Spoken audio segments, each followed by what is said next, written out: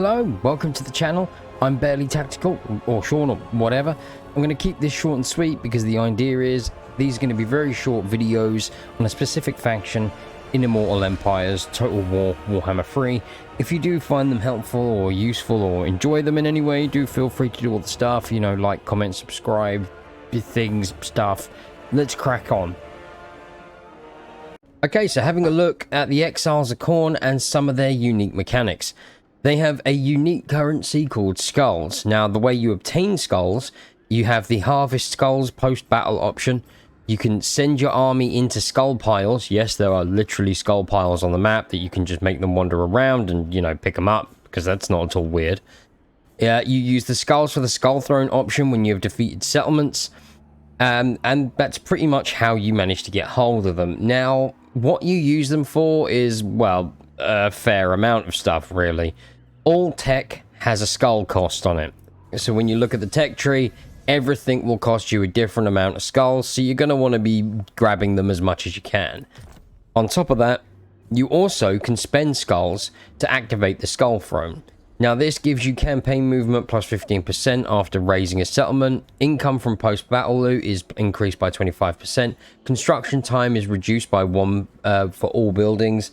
You get the army ability of Summon from Beyond, and Blood Hosts have +2 units on creation. Blood Hosts we'll look at in 2 seconds.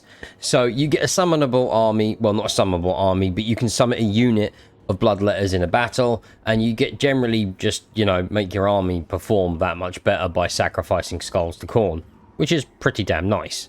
Okay, so something else that Khorne does, well, Scarbrand, he has Bloodletting. Now, this is basically how well you keep the blood flowing. So how many battles you can win in a row within quick succession. So it will decay over time if you just let Scarbrand stand there, so you kind of want to keep moving and punching things as much as you can.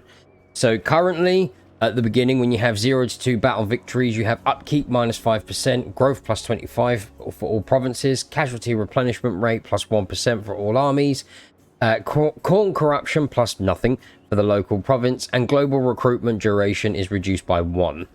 And then as you go up, so you'll have the next one, which is 3 to 5 battle victories. You have upkeep minus 10%, sorry, growth plus 45, casualty replenishment rates up to 2%. You get 2 corruption, and the global recruitment stays the same. And then 6 to 8 battles, upkeep minus 15, growth is plus 60. Casualty goes up, replenishment rate goes up to 3%, and Khorne corruption goes up to 4.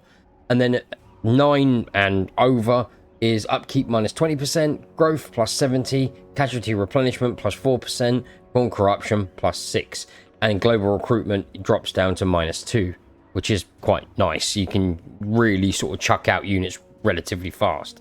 Obviously, now this can be quite tricky to manage. This is probably more my level of skill, but hey, I've never really managed to hit the higher level of it. I've kind of always hovered around here, sometimes getting into murdering and being really happy with myself. But yeah, that doesn't happen very often.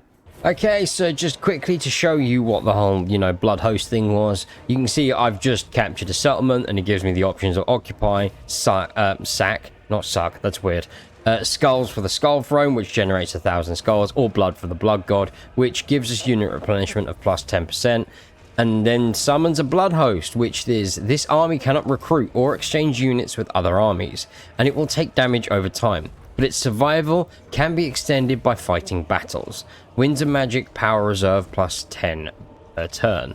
So basically, you can get this army to run around and punch things and stay alive for a bit longer. They do cost, you have to keep in mind of your economy. They're not a free army, which is a shame, but hey, I get why. Because otherwise you could just spam this out and just rule the world with Blood Hosts, which would be quite funny. I wonder if someone will mod that.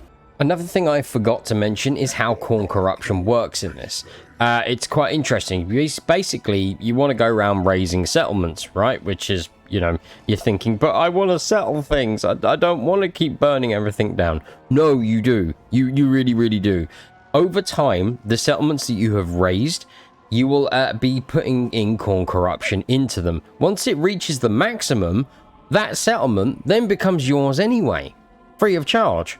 I mean, You can't complain, really. You're getting to burn the place down, take all the stuff from it, and then you get the settlement back for free. Result! And that wraps up today's video. So thank you for watching. As always, liking, commenting, or subscribing, or whatever is always massively appreciated and does help. Khorne demands now that you give me your skulls. No, subs for the sub god. That's it. Bye.